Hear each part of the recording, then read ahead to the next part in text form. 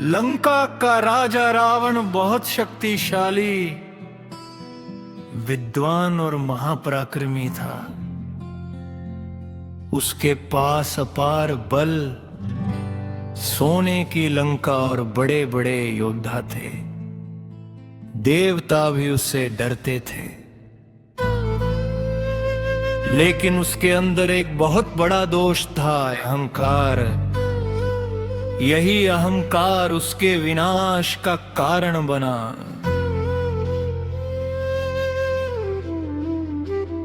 रावण का छोटा भाई विभीषण स्वभाव से शांत, धर्मप्रिय और भगवान का भक्त था। वह हमेशा सत्य और न्याय का साथ देता था। जब रावण ने माता सीता का हरण करके उन्हें लंका में बंदी बना लिया, तब विभीषण ने अपने भाई को समझाया।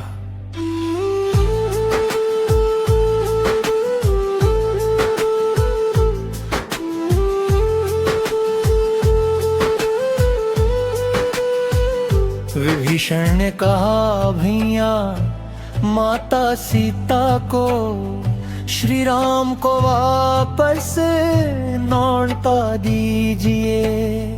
वे कोई साधारण मनुष्य नहीं है। उनसे युद्ध करना विनाश को बुलाना है। लेकिन रावण अपने घमंड में चूर था। उसने विभीषण की बात सुनने के बजाय उसका अपमान किया। सभा में रावण क्रोधित होकर बोला, तुम मेरे भाई होकर मेरे दुश्मन की बात करते हो। निकल जाओ मेरी लंका से।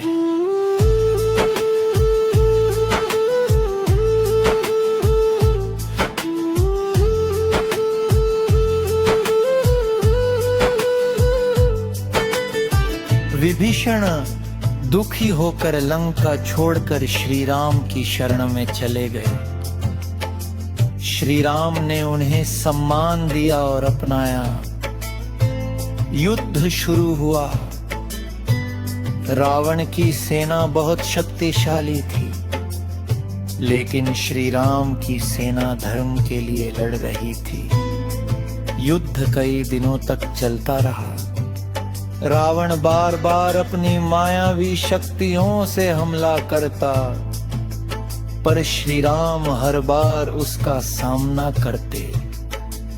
तब विभीषण ने श्री राम को रावण का सबसे बड़ा रहस्य बताया। उन्होंने कहा, प्रभु, रावण की नाभि में अमृत है। जब तक उसकी नाभि पर प्रहार नहीं होगा, वह नहीं मरेगा। ये रहस्य जाने ते बाय गए। श्री राम ने अपने दिव्य बाण से रावण की नाभि पर प्रहार किया। बाण लगते ही रावण घायल होकर भूमि पर गिर पड़ा। पूरी लंका कांप उठी। एक महान योद्धा का अंत हो चुका था।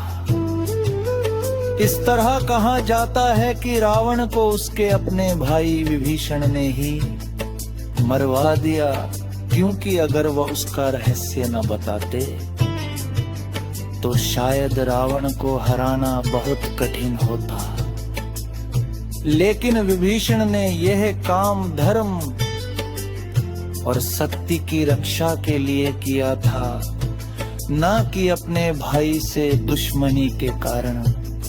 ये कहानी हमें सिखाती है कि चाहे इंसान कितना भी शक्तिशाली क्यों ना हो, अहंकार अधर्म अंत में विनाश ही लाते हैं। वही सत्य और धर्म का साथ देने वाला व्यक्ति हमेशा सम्मान पाता है।